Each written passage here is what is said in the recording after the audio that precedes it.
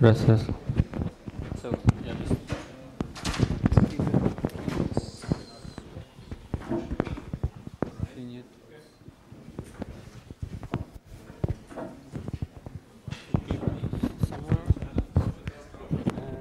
Sure.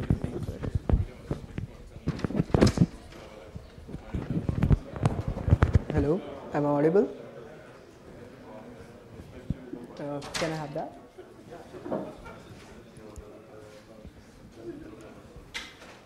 How do I go to next slide? it needs to be plugged into the computer.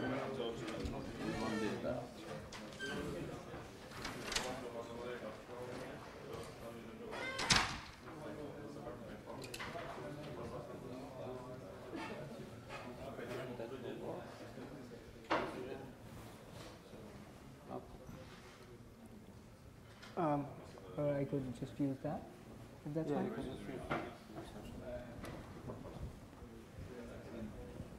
How do I go to the next slide? I don't use Windows. Okay. We're good to start? Sorry.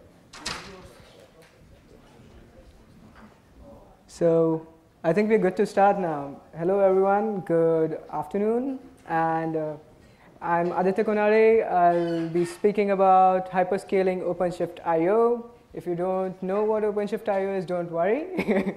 We'll get to that. I'll also be giving you the lessons we have learned till now, trying to scale OpenShift I/O.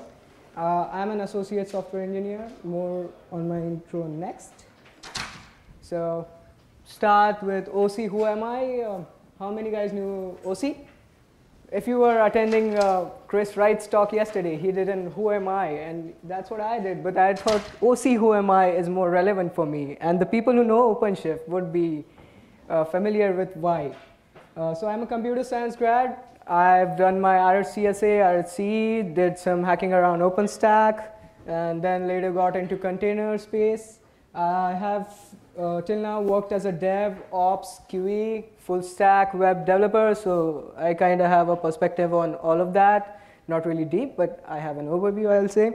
I now work with the Red Hat Developer Tools R&D team, and I'm focusing on service delivery for OpenShift I/O.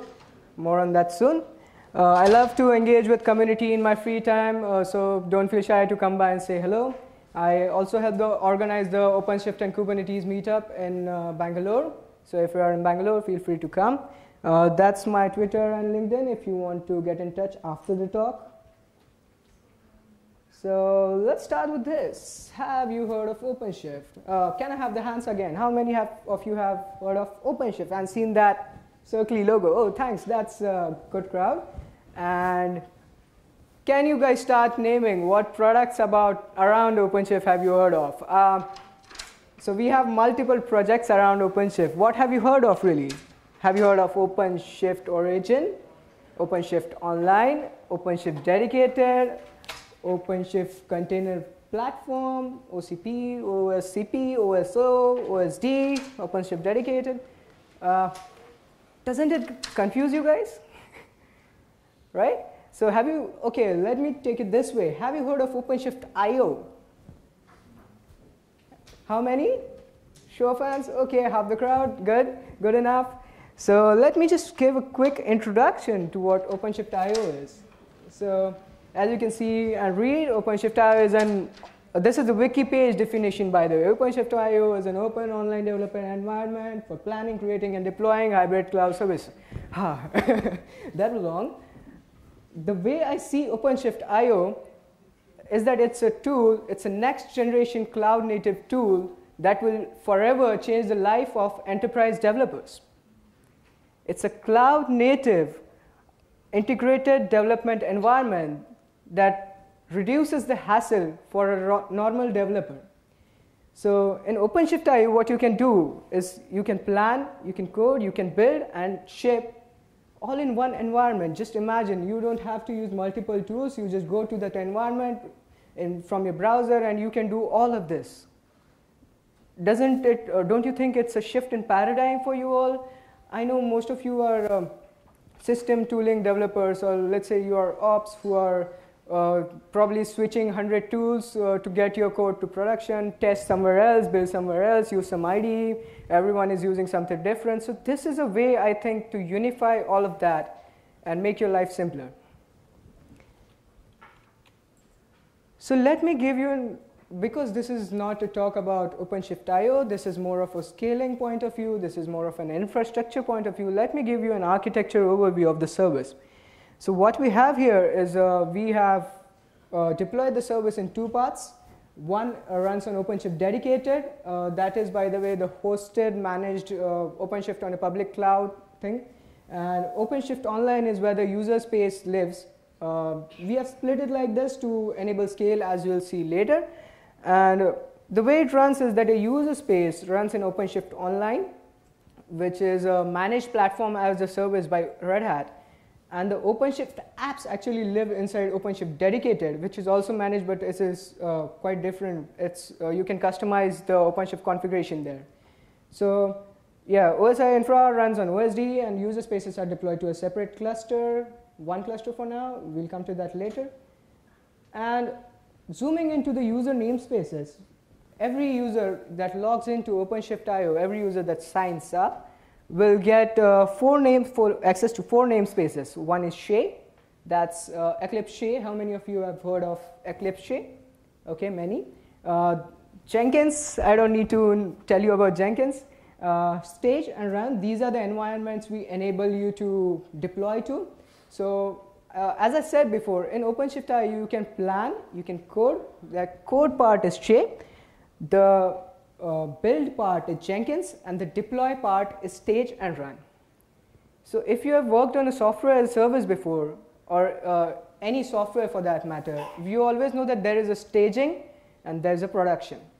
We are not calling it production right now because the product is not available to everyone yet, and it's still pre-beta for that matter.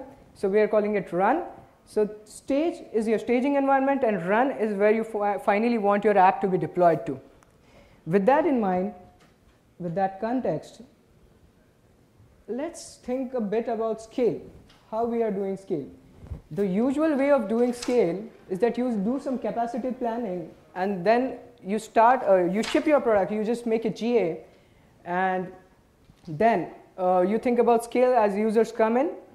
But since OpenShift IO is in pre-beta, what we are doing is proactive scale. What I mean by proactive scale is the scaling for an expected number of users. You scale, you optimize your software so that it scales when you have or when you hit a certain number of users, so that your infrastructure does not go down and your software holds good. So you need to do bin packing of resources when you have let's say that you have an infinite amount of resources. How do you scale in that sense, in that terms? When you have an infinite amount of resources, you cannot just assume that you can use as many resources as you want to. So infra can scale, but you must cap it for optimization.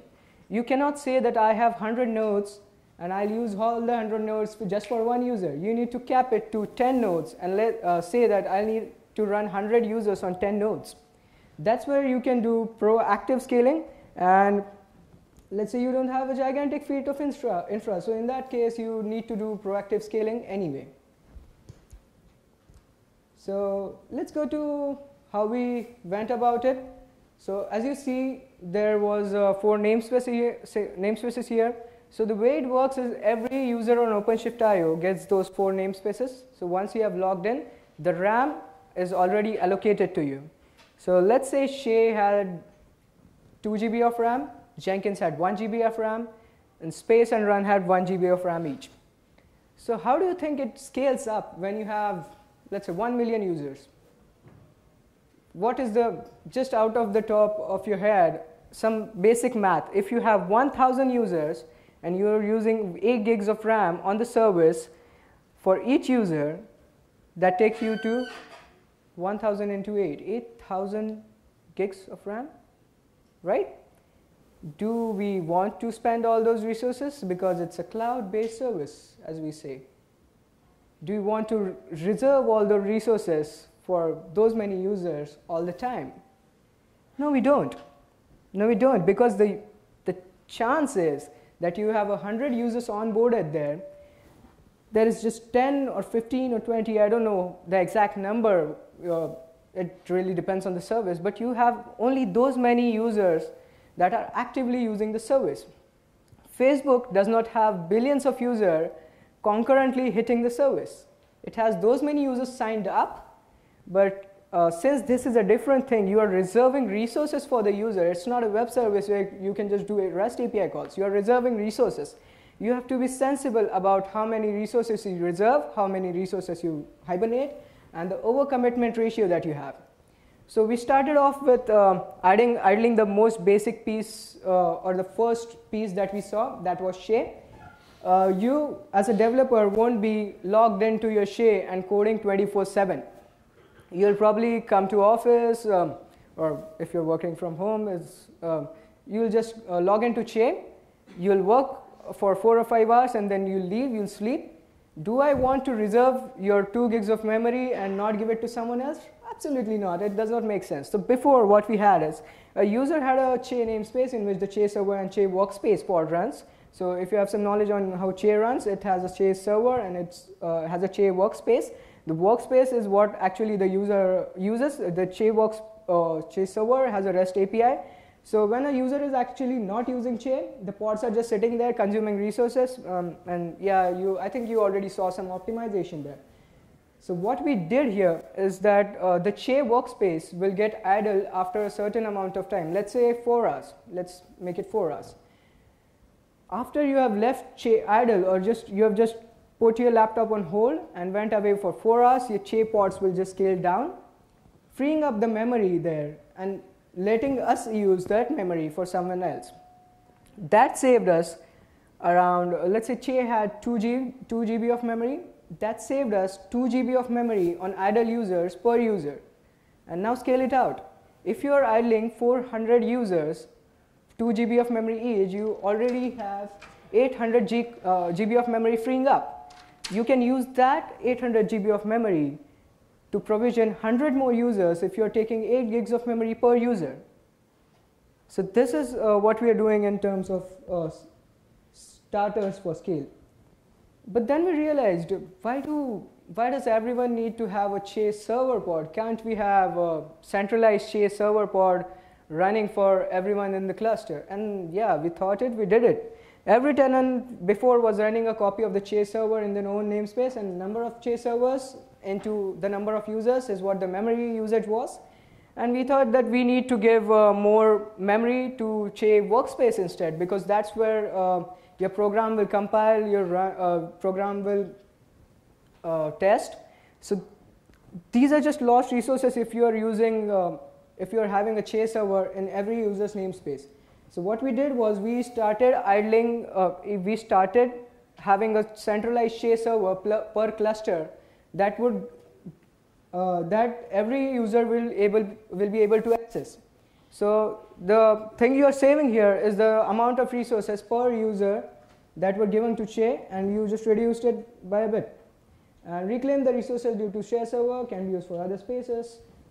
What we are doing right now is idling Jenkins. If you're not coding all the time, which means you're not building all the time. So what we are doing is Jenkins idling, but yeah, so I'll get into the technical details in a bit, but the user now retains a Jenkins space. The Jenkins pods will be idled automatically after, let's say, 1 hour of inactivity, and then the Jenkins proxy comes into the picture. Why?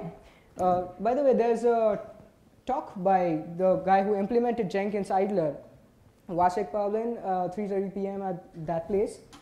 So this is how Jenkins idling works. The problem with Jenkins idling is that if you are coding on GitHub, by the way, OSIO integrates well with GitHub. So if you are coding on GitHub, you have webhook setups to trigger Jenkins. That's the usual flow, right, for CI. The thing here is that Jenkins webhooks have a 10-second timeout, and if you are not responding with a 200 to the Jenkins webhook in 10 seconds, it will just destroy the webhook, destroy the payload, and your build will never trigger. So what we did was we implemented a Jenkins proxy there and a Jenkins idler service there, which watches over the Jenkins deployment configs and Jenkins builds, and just coordinates the stuff. It will hold the payload and coordinate where you want to send the payload to which user's namespace and start the Jenkins build itself. So this is what we did for Jenkins. The last thing I would like to tell you guys about what we are currently working on is that we currently have one single OSO cluster, that's OpenShift Online Cluster.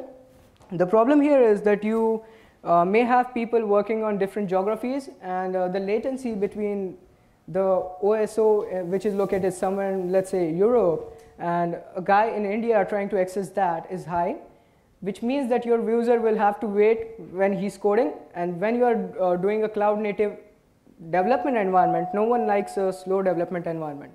So what we did was we are trying to implement multi-cluster, which will allow you to have multiple OpenShift Online clusters across geographies, and the user will then be able to migrate from one cluster to another cluster without losing data, with all the code intact and all the tenant space apps shifted over. So yeah, that's allowing for lower latency and allow for better load balancing. We can scale out instead of scaling up a single cluster. So the lessons learned here were that software is not equals service. The way we are used to developing applications is kind of changing now, because you are not shipping it. There's a continuous release process. There are no releases as such, because you are continuously pushing code to prod and you are not marking it as a release. So that requires a change in patterns, so to speak, for developers and for infra guys, because you are not shipping a whole bunch of software and then caring about infra. You need to continuously care about infra when you are delivering a service. So the SRE culture kind of helps if you have heard of SRE, but you may need to DIY a bit. SRE culture takes into consideration, or I would say does not take into consideration that your infrastructure is volatile. I would say for a growing service, SRE assumes that infrastructure is good, but for us the challenge was that the infrastructure requirements were changing, and you have to balance the infrastructure goals with the developer goals, and you may need to tweak the SRE culture a bit for that. And you can do proactive plus reactive scaling, as I told you earlier. The way you do proactive scaling is that you do scale before you actually ship your product, because once you have a service going live, you cannot scale on the go if your software is not optimized for scale. So you may need to do some proactive scaling there. The final point is you should outsource responsibilities and focus on the important part. We as the service delivery team do not manage OpenShift clusters. We let the people who are good at it to manage them. We have the OpenShift ops guys do the ops. We are doing the service part, we are doing the scale part, we are doing the reliability part. So it's very important to outsource the responsibilities to people who are good at it and try not to do everything at the same time. And the current goals are these. I have the GitHub issues link there because it's an open source project. You can come over and contribute if you want to. The concurrency goal currently we have is 500 concurrent users, provisioning 14K users. And idling of applications on the stage and run project is next, because on the free tier, users may not want their application to be highly available. It's not an issue if they idle down a bit. And you can join us. You should sign up at OpenShift.io. If you haven't already, you can give the product a try. And contributors are always welcome. It's an open source project. If you are around that space, if you know Golang, if you want to give some suggestions regarding infra, we always welcome the contributors at github.com, OpenShift.io/OpenShift.io. And it's time for questions, right on time. So many questions. You can start. We can go clockwise. Thanks. What's the underlying layer of underlying technology related to this multi-cluster? It's a federation of Kubernetes? Or? Sorry? You mentioned in one of the slides multi-cluster solution. What's the underlying technology? So OpenShift already supports multi-cluster, right? So the way we have to implement multi-cluster now is that the apps on OpenShift, apps that run OpenShift on the backend, that's the planner, fabricate, these things need to support multi-cluster because the auth tokens need to be supplied to various clusters. The way it is done right now is that the auth tokens are hard-coded and the cluster information is hard-coded into your applications, which are running on DSAS. But when you have multiple clusters, you need to have a centralized piece that is looking at where your auth tokens go. So let's say, for example, you are a user on cluster A, and you are trying to move to cluster B. Your tenant applications and your core applications need to know where your user is going, so that it has the cluster info and tokens. My question was more, since OpenShift is run on Kubernetes, basically. Yeah. If this is connected with the federation of cluster, which is new functionality of Kubernetes, or it's something completely different? I think it's kind of different. I'm not really sure about it. So he was saying that are we using federation for multi-cluster? I'm not sure about it. But I think OpenShift has some built-in multi-cluster support. And you had a question? Yeah, the scalability issues. It's like, what kind of hardware do we see in this case? I know this in the future, this might be part of the OpenShift on-prem products, and it's like, what kind of hardware are we talking about in this case? Okay, so good question. So the question is that what kind of hardware we are talking about in terms of this. So let me comment in, okay. The way it works, right? Okay, you can go on. And there's a second one, it's like, where are we today and where are we going? Okay, in terms of number of users? No, in scalability, or practical scalability on-prem. Practical scalability on-prem, okay. So the short answer to it is that we are currently, as of now, not looking at on-prem. Red Hat is planning to do this as a software as a service for, I think it's one of the first few software as a service that Red Hat is doing. But we are not currently planning for on-prem, so all the scale that I'm talking about is actually the scale that happens on the OpenShift Online side. We just have to pay for the resources. The thing we are trying to optimize here is to reduce the number of Red Hat resources we consume. Because OpenShift Online is running on some other provider on the back end. We are not, and we are not concerned about the hardware level, but we are concerned about the resources that we are using, because we are paying for the resources. That's what I said. We are outsourcing the hardware level stuff to the people who are expert at it, and we are optimizing the resources consumed by the service so that we can take for granted the hardware that's running, but we cannot take for granted that the resource that we are consuming. And for the on-prem question, I cannot give you the exact numbers for on-prem right now because it's not the plan, but you can sign up and be on GitHub, and we'll let you know about the on-prem numbers. I prefer not to comment on it right now. Any other questions? Anand? Do we have time? Yeah, do we have time for questions? We are out of time. You can catch me offline for any questions. Thank you guys for being such a good audience. Thanks.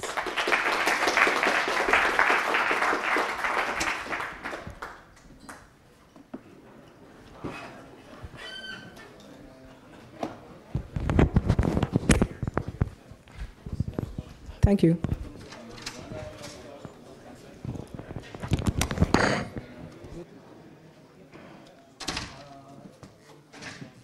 Sorry? There was another. Thank you. Thanks.